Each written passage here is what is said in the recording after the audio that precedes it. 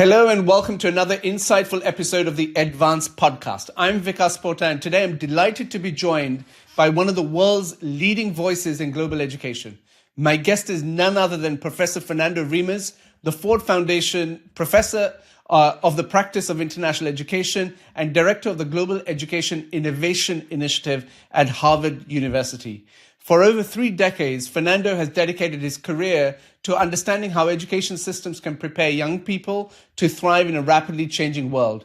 His work has shaped global thinking on curriculum design, education leadership, and the role of schools in building more inclusive and sustainable societies.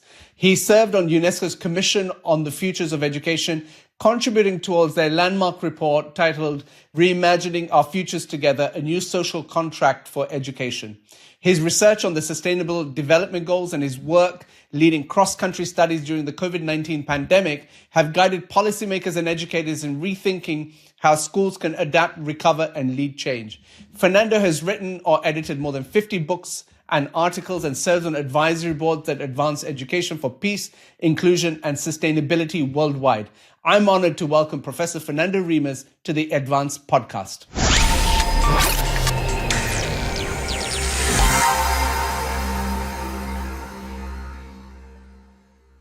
Fernando, thank you so much for appearing on the Advanced Podcast. You and I have known each other for some time, and I consider you a mentor, a guide, a friend, a philosopher in many guises, who has pushed me further in terms of what I've done and what I've tried to achieve in the world of education.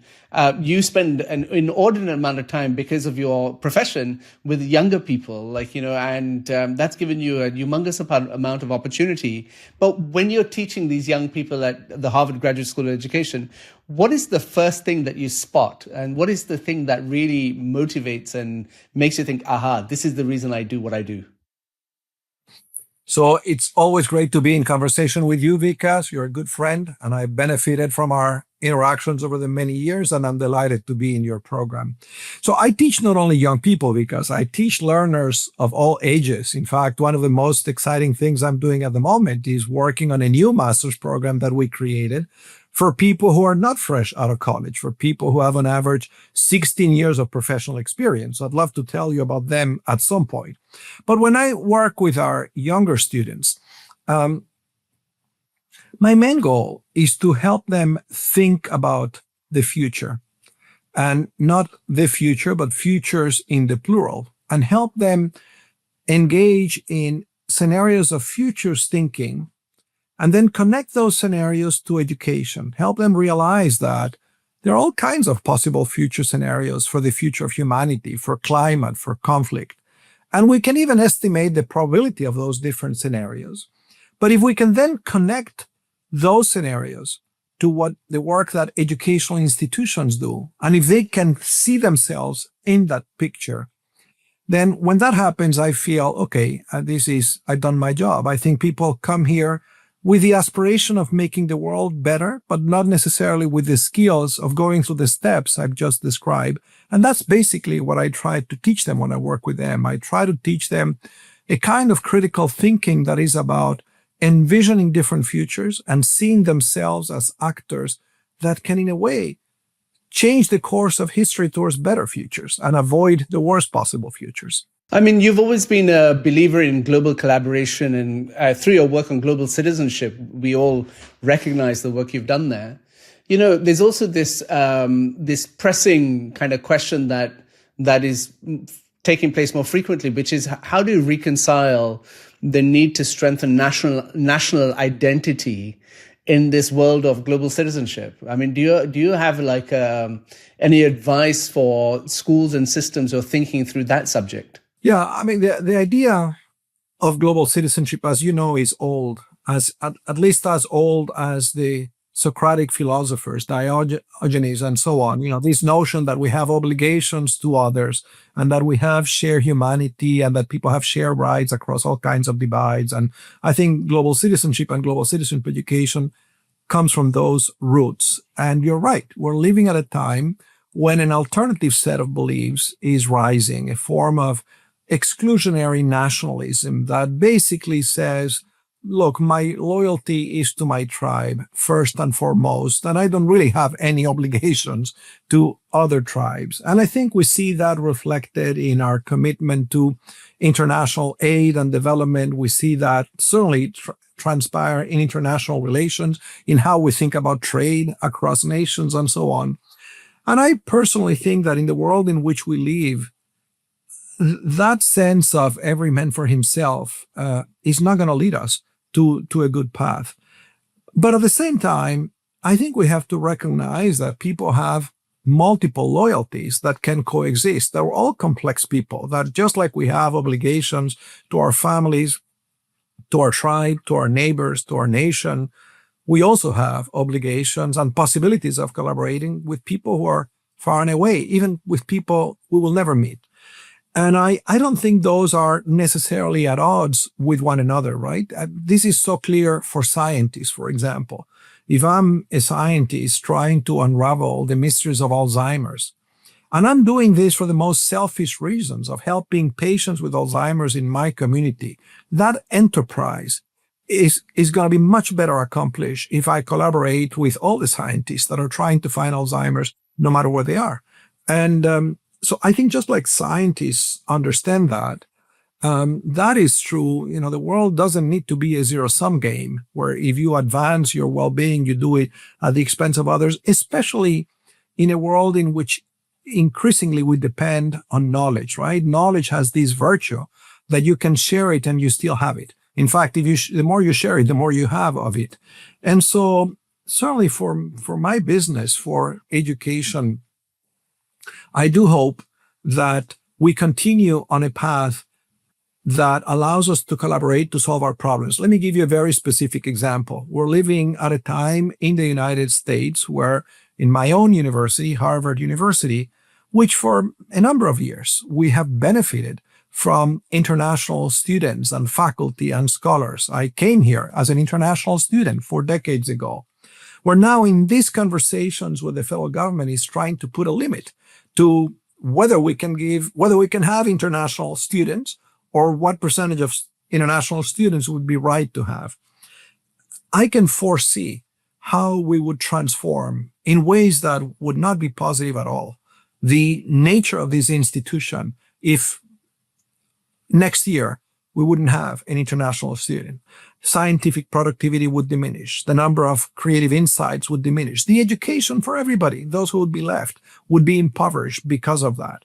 So I definitely don't think it's either or. I don't think that when we admit an international student, anyone is suffering. Everybody is benefiting from having that international student in our community. But I think you're right. I think we're living at a time where there are alternative beliefs that are rising, and some people think that it has to be either or. Maybe because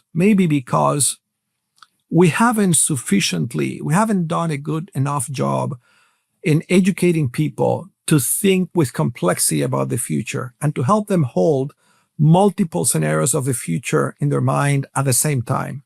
And maybe with the best of intentions, some of the people who have talked about global citizenship have engaged in a form of proselytizing, almost indoctrination, right? Take climate change, for example. Truth is that in order to read the reports of the International Panel on Climate Change, the first thing you need to understand is probability and understand that there isn't a single future, there are multiple futures. But that kind of thinking, that kind of probabilistic thinking eludes most people. And so you have the critics that say, you see, it's not true because even the scientists tell you they cannot be sure. Nobody can be sure of which particular scenario is going to be accurate. So anyway, a lot to do in terms of developing the capacity for complexity and for futures-oriented thinking. But, education is a very regulated sector. In the sense that the government or the regulator tells you what curriculum must be, what you must teach, how you must teach it.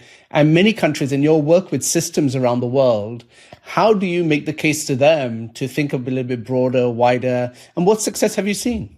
I've seen successes, but I've also seen shortcomings, Vikas. I mean, I'm very aware of the fact that the great progress that humanity made in education, in expanding education for everybody, had an original sin at its root. And the original sin was that in order to make education available to everybody, you had to settle on a few things and you had to standardize a process so you could scale it at low cost. And so that is what gave us the curriculum. This notion that we had to agree on what the goals were and that you had to build a singular pathway that you could then organize the system around. And I don't think we need that anymore. In an age of AI, we actually have the tools to make multiple curricula available even to students in the same classroom.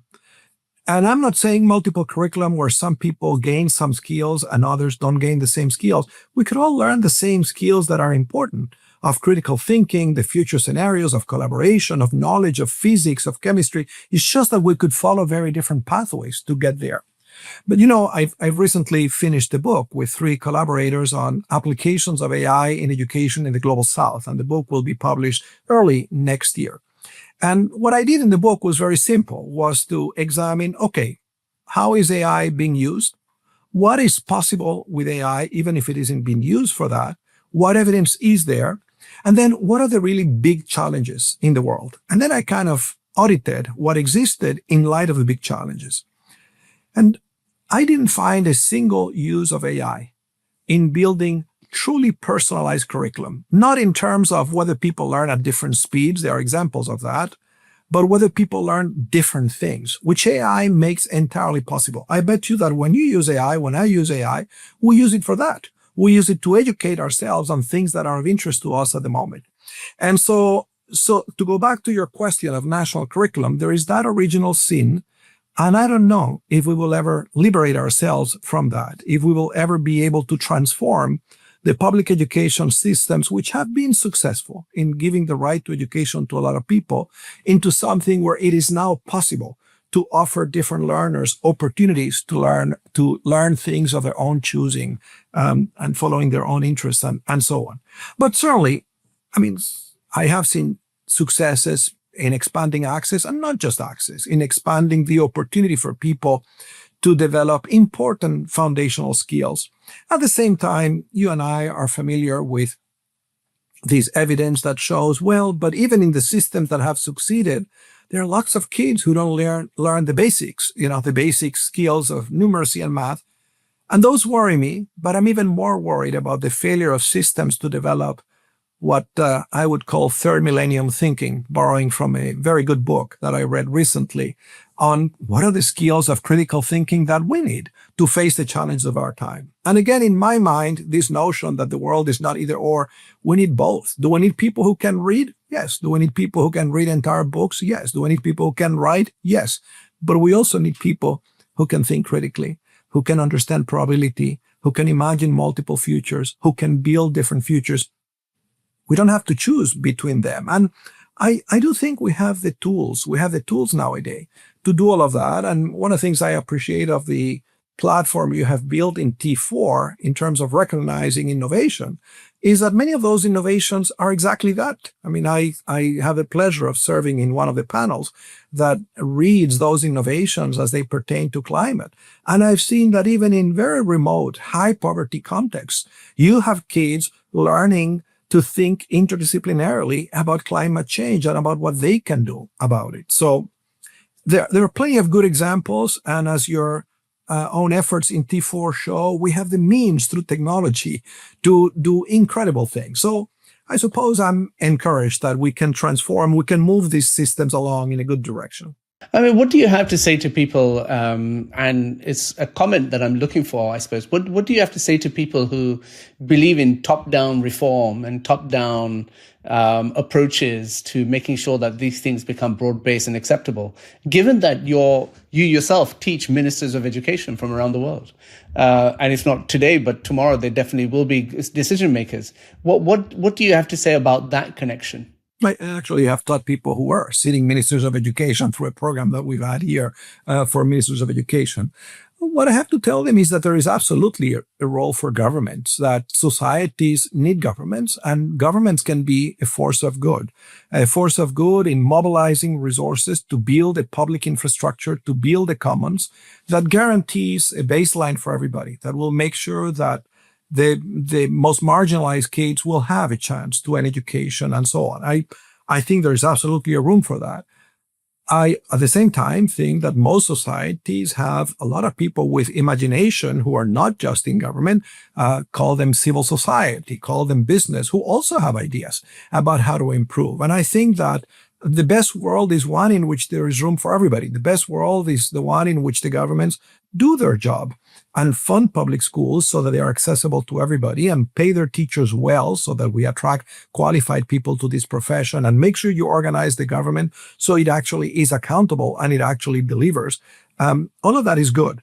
But I think the best world is not one in which the government has the monopoly of education and says, and we don't want anyone else in the picture. I think that's a lost opportunity of engaging talent and resources from others. At the same time, I don't partake with the views of those who say, well, the government is the problem. We should just abolish government. We should have no government, like one of your former prime ministers, and it should all be the private sector, because I think we know from experience that if you completely privatize the system, a lot of kids are going to be left out. So I think you need both. You need a tango, you need a dance in which there is good partnership between government that organizes and leverages and makes it possible for civil society organizations to do their job, including the job of holding governments accountable. I mean, one of the risks of government, there are plenty of virtues of governments, but there are risks of governments, and we know what they are. The risks are that those who are, in the end, officials of the public trust, people in whom the public trust has been delegated, believe that they own the system and they stop behaving like servants to the public and behave like owners of these monopolies. And sadly, many education systems are so heavy at the top. When you look at the functioning of many schools and you look at the amount of time that teachers and principals feel complying with mandates from the top, which they don't understand, which make no sense, and which actually take time away from their teacher, it's a disgrace. It's sad. It speaks to the need to streamline the operations of government. Back to my book on AI and education, one of the things that I would love to see in short order is better use of AI to streamline the bureaucratic functioning of governments. And it's something that AI is phenomenal at. And you know what? It's not where most of the action in AI is. Most of the action in AI is in trying to replace the teachers, which is silly, when it should be in actually streamlining all the record keeping and attendance and passing of forms up and down. So, governments, like everything, they have given us public education for all, which is great. They have given us a mechanism to engage everybody in a shared responsibility for the education of all the kids, especially the most vulnerable. That's good. They, at their best, are building education as a common good, as a public good. But governments shouldn't behave like monopolists, and they certainly shouldn't be about advancing the interests of the people who have been entrusted with the responsibility. They should be about advancing the interest of students primarily. Fernando, you've talked a lot about collaboration in particular, and actually platforming and finding a voice. If there were 3 strategies that you could advise those that are listening to this podcast of actually developing to do the same. So, for example, do you have a magic formula for if I'm an individual, a leader in a school or a university or an institution, how can I become more collaborative? Yeah, I don't have a magic formula, but I do have a lot of curiosity and open-mindedness. And I start always with the premise that there are lots of people doing interesting things in areas that connect to areas that I'm interested in, and that I could learn from them and maybe collaborate. And so I think the starting point is one of kind of being humble about your own position and what you're able to do, and being curious and respectful to others and what they're doing, and then using that as a way to just learn more. And, that's the way I've tried to live my profession. And that's how I met you, and how I have met many other colleagues, out of curiosity with what you were doing and kind of peeking in and then trying to learn from that and eventually building things together. And I do think, back to the notion that in an industry based on knowledge, you don't lose anything from collaboration, right? You have everything to gain from sharing what you know, because you know what? For every ounce of knowledge that you share, you're going to get returns tenfold, 100-fold in knowledge that others are going to share with you. from that. So I think that's the mindset that has served me well. That's the mindset I try to teach my students. And you know what? It's an interesting point. I find that the skills for collaboration, the simple things that I'm describing to you, are not skills that we sufficiently develop in schools. And I say that because in the classes that I teach, my students have to collaborate in small teams. They have to basically build things together.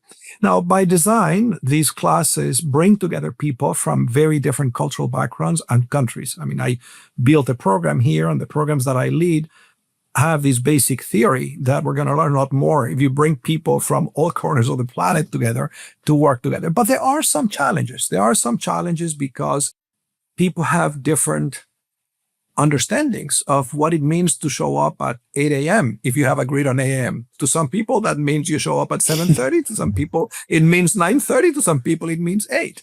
And people with different understandings their emotions may be activated differently when someone doesn't meet their expectations. I mean, those things are very real. And I see among my students how challenging for some of them, these are talented students in a selective program. In many ways, they are the most privileged of the societies they come from. And I see how they struggle working with others. And so that to me simply tells me not that they are deficient. It tells me that we have not done a good enough job in education systems around the world, helping people develop the skills to collaborate with others, to do the simple things you and I are talking about, to be curious, to assume that you might actually learn something from another person. If you're listening to this podcast and are really enjoying Fernando's views, please feel free to subscribe or download this podcast from whichever platform you're using currently.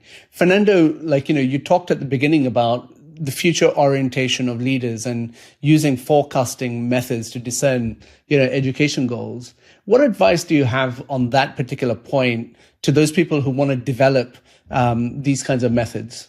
What would help you?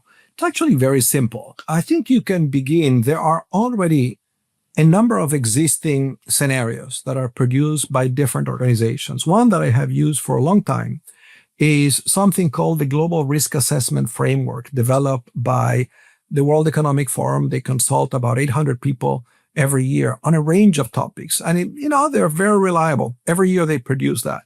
So just be curious, read that report, and it'll cause you to think about trends you hadn't imagined. But there are other future scenarios and incredibly easy to find. And so one of the things that you can do is, first of all, decide what trends are relevant or you think are relevant to your industry. So in general, in education, let's say you're building a school. An obvious place to begin is demography. Demography is always destiny, right? What does the population of the world, of your community look like? How are people moving, and so on? Another one, very important, is culture. What are some cultural trends? Where is that going? Obviously, economic trends matter, political trends, geopolitical conflict trends, but there may be industry-specific trends. For example, we've talked about technology, trends in technology. So identify those trends and then read on them and make different projections, and then look at how these various trends intersect with each other and build out of them. I mean, you could build out of them scenarios about what are the kind of skills that people are going to need in the future. Or you could build scenarios about what is it that people are going to expect educational institutions do based on those trends. And then, so out of those education trends, you can then say, what institutions could we build in response to that? I teach a course in policy analysis, as you know, at Harvard, and I tell my students in that course that policy is always at the crossroads between an analysis of evidence, which inevitably is analyzing the past, because what we know for sure is about things that have been, an analysis of the past, an analysis of the wishes of people, of the views that people have of what is good, just, beautiful, and an exercise in imagination. And that's what future casting is about, right? It's an exercise in imagination and policy is always at the crossroads between those three things. It's not wild imagination. It's imagination informed by the facts, but it's not just analysis of the facts, because analyzing the facts inevitably has a conservative bias to it. It leads you to only focus on what has been done, what has been tried, what we know for certain. The magic is in bringing those two things together with your normative ideas about what is good, what is just, what is beautiful, what is desirable. And that comes from a different place. It comes from aesthetics. It comes from a universe of values, right? It doesn't, which is another form of imagination. It's not just about imagining the world. So back to what advice would I give people? Just develop the practice of looking at the world in motion and then building those scenarios and connecting that to what you do. And by the way, AI is an incredibly powerful tool to help us do that. In the course in policy I was describing for you, I have completely embedded AI in every single lesson. I engage students. I engineer those prompts where I tell them, okay, analyze these following scenarios, use an AI to converse with you on what those scenarios could mean for a school you're building, a system you're building. But by the way, on scenario building, so the first piece of advice is go from trends analysis. The second piece of advice is learn to live with multiple scenarios. I've underscored that multiple times, right? The beauty of futures casting is not one. We have to develop the complexity to hold 6 different scenarios in mind at the same time. And then the third piece, of course, is recognize that the future affects different people in different ways. And it is helpful to learn to see the future through the eyes of others, not just through your own eyes. So basically go from future scenarios to identifying different stakeholders and then saying, okay, so how would that trend affect a learner and a parent and someone who lives in a rural community and someone who lives in a city? And who the stakeholders are is going to depend on what kind of school you're running and what your goals are. But I do think it's beneficial to understand that the future doesn't, and these different scenarios or these different narratives about the future don't affect people in the same way. I actually think that the failure to understand that is what has caused some miscommunication because between people who care about globalization and this nationalist movement that I was describing. My sense, if I try to put myself in the eyes of the critics who say globalization is a bad thing, is that they basically have been engaging only with people who tell them there is one narrative of globalization and there is only one stakeholder we should care about. Whereas if I'm living in a mining community that makes its livelihood out of exploiting coal, I need to know that your scenarios about the future, you're also going to consider how does it affect someone like me, not someone who's going to benefit from global trade or something like that. So I guess those would be the practical advice. Engage in trends analysis, future casting, stakeholder analysis, and try to look at the future through multiple narratives and multiple scenarios. One of the things that's been quite powerful for me, and many years ago, I remember I once hired a futurologist, if you can call him that, and he provided this really interesting infographic about future trends. And I asked him, it was in the shape of a London tube map, and with the outer points that it was putting on was sounding quite ridiculous when you think about them. So I asked him, I said, and he said, everything on this infographic is, there's evidence that it's happening or it's existing or something's happening. And then I asked him, I said, where did you find all this? He said, it's really simple. I just read The Economist magazine, from cover to cover every week. And there's so much in there that helps you actually prepare for this. And I see you vigorously nodding, and it's one of those tools that I think is quite powerful, but you just have to be on the lookout for it. The second point, 100%. Yeah, and the second point you labor actually is around the use of participatory methodologies for the development of ed strategy and implementation strategies.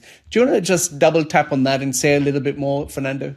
Yeah, I'm interested that you picked up on that, because when I define my work over the years, that has been one of the signature traits, is looking for participatory methodologies to try to get the use of different people. I'll tell you where it comes from. It comes from the recognition. You probably know the story of the tent and people looking at the elephant inside the tent from different holes outside, and one person sees the leg, one person sees the tail, and they're all right? They're all right. And I think when it comes to education, it's very much the elephant in the tent. Nobody has the complete truth. When you communicate well with others, you get a much richer, a much fuller, much capacious understanding of what's going on, both in terms of what the goals of education should be how it's working for different people, but also the process of implementation. I think one of the real tragedies, to go back to governments enacting change, is that in so many places nowadays, when it is so cheap to basically get insights from people for formative purposes, you still have reforms completely designed from the top, ignoring any kind of knowledge that would be very useful from the very people who are going to have to implement it. I see this happening with curriculum reforms. I mean, it's almost criminal that we would not engage the teachers. I see it with AI, actually. In this book that I did, there are so many of these applications where you get the sense that those who designed them are sitting in their offices in Silicon Valley or in Bangalore and haven't taken a moment to sit down with teachers.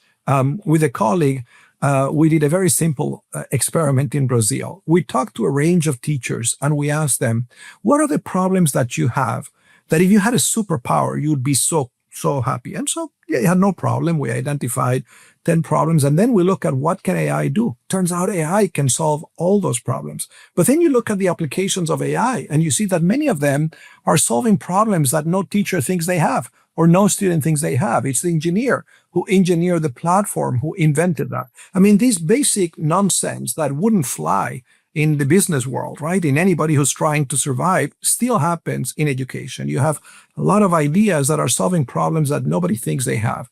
And so I think we increasingly have methodologies to hear multiple people. I began to do experiments of this sort way back at the end of the Civil War in El Salvador, when I had the opportunity to help develop a shared vision after the country signed the peace accords after 12 years of war, to see if they could agree on what to do in education.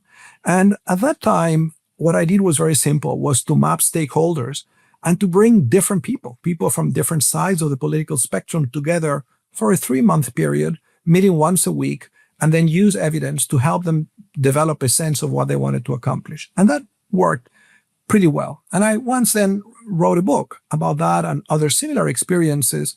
And I said at the time, I realized that I made a mistake because the process that I built was a participatory process, but it was a participatory process for elites.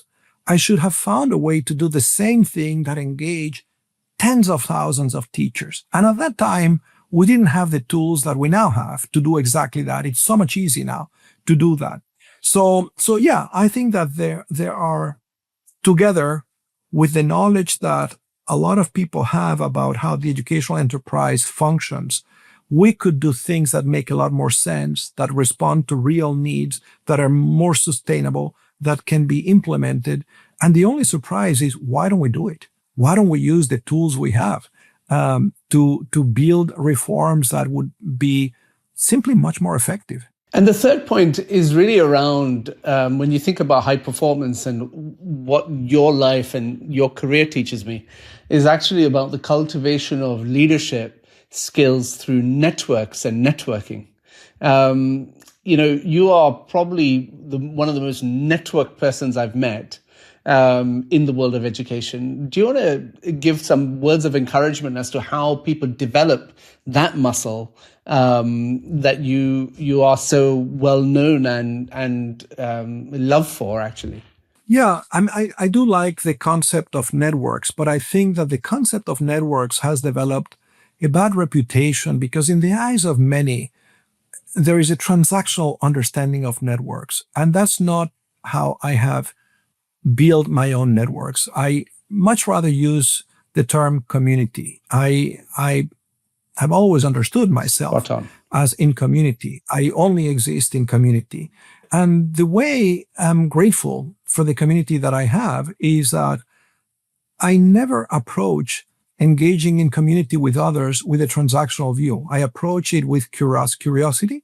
And then it's in my nature, I suppose that's why I'm in education, inevitably, I try to figure out what can I offer this person, which some people may, like my sons who have lived with that for decades, sometimes say, Dad, enough, I don't need your help. But it is in my nature to approach building a relationship from a stance of, how can I help this person achieve the goals that I just learned about, as opposed to asking, what can this person do for me? And then what happens inevitably is that when you build a community, you have a community when you need it. it's there. And so I guess that's my advice is I don't think anyone can live in isolation or can certainly accomplish anything in isolation. But my sense is that the best way to be intentional about building community is be curious, be humble, and always begin trying to see how can you help these others with what you have. And then there is karma. Things will get back to you old. I don't think you should be thinking about it because the truth is nobody knows when we're going to die. And so if I had a transactional view, it would be irrelevant. Maybe by the time that my community can come back to me, I will no longer be around. So yeah. Not wanting to date this interview, which I wanted to talk a little bit about America and what is happening there. And today is a pretty historic day in global history with the peace deal being signed in Gaza and between Gaza and Israel. And you see the sheer work of the Trump administration with regards to elite universities like Harvard. You did touch on that at the beginning about the value of international students and everything. But when there are in the world, Harvard is such a beacon and for everyone in the world of education. What words of hope or advice do you give people about not losing confidence in such universities in America, as an example? Look, I am very grateful to have worked and to have been in this university for most of my life, for 4 decades. And this university has certainly given me a lot of opportunities.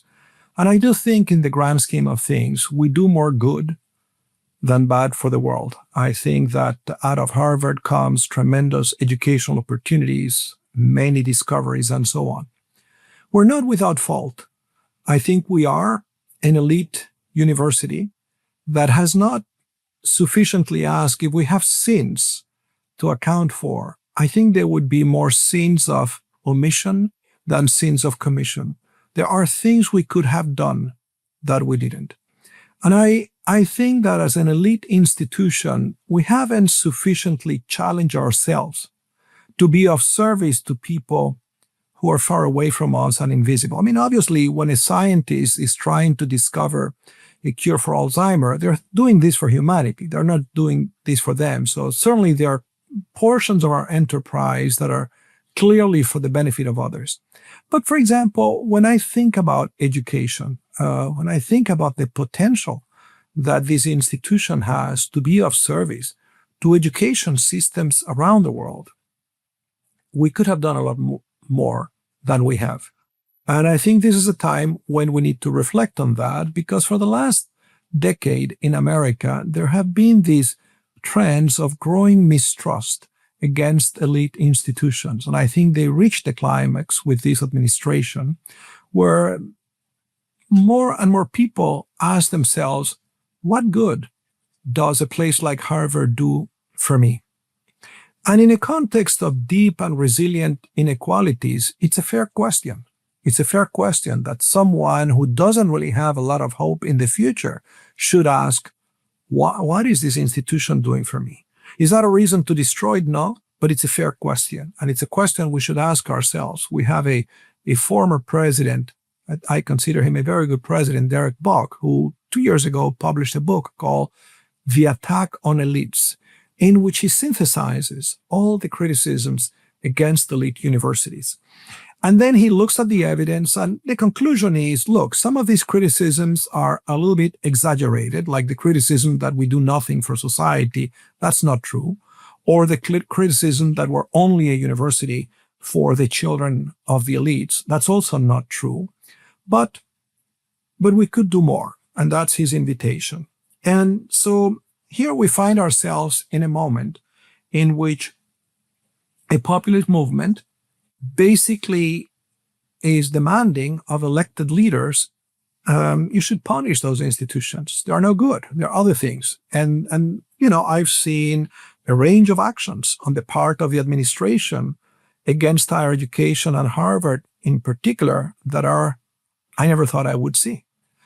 And I think they're very unfortunate because they're going to have very negative impacts in American society when we decimate our research infrastructure and we have generations of scientists who choose to pursue other occupations or who migrate to other countries. You don't recover from that loss overnight. And I literally think that there will be lives lost because of what is happening in undermining, especially basic scientific research at Harvard and in other universities. But I understand where the attacks come from. I understand. I think that the strategy that the government is using to try to get these institutions to pay more attention to those that they claim to represent is misguided. It's not going to work. It's not going to function. It's going to make it harder for us to be responsive.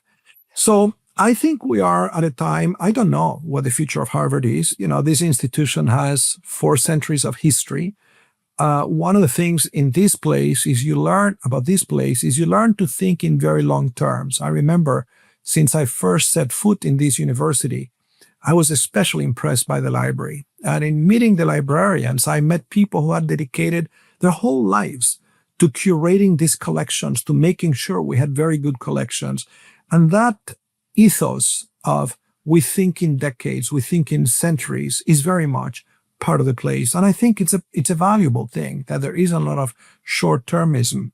But there is no question in my mind that if these attacks continue, they will diminish the institution.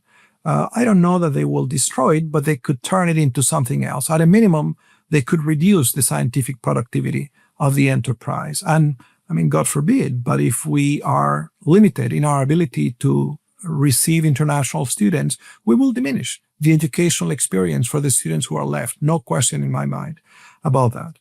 So I'm hoping the university has very good leadership. We are responding, I think, certainly through the courts, through legal ways in challenging some of these attacks. And there are also ongoing conversations to see if we can find some negotiated solution, and I'm hoping they will succeed. But I also think this is a moment for us to look inward and to say, okay, coming out of this, however this is resolved, what is it that we should do to respond to the moment? We should ask ourselves, why is it that there are not so many friends that a place like Harvard has in Congress, regardless of political party? Why is it that elected representatives don't feel that their constituency particularly care whether this place is diminished or not? And I suspect that there is much more that we can do as an institution to make visible what we do for society and indeed to do more for society at this time. Fernando, thank you for sharing all your thoughts on current trends, the work that you're engaged with, your opinions on things like the future of Harvard University. These are big subjects, and I'm really pleased that you found the time to be with us here today and educate us and give us an inkling into your thinking process and the work that you're engaged with.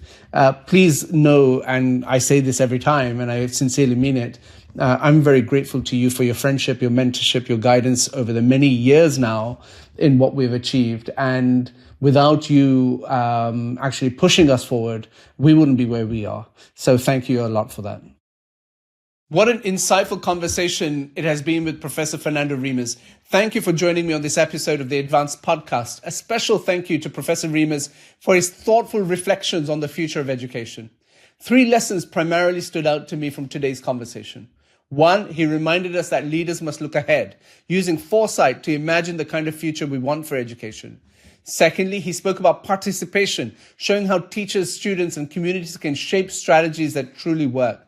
And finally, he highlighted the power of networks, because when leaders connect, learn, and grow together, their shared impact can transform whole systems. If you enjoyed today's episode, please subscribe on your preferred platform, download it, and share it with a colleague or friend. We would also love to hear your thoughts and feedback on this interview. See you on the next one.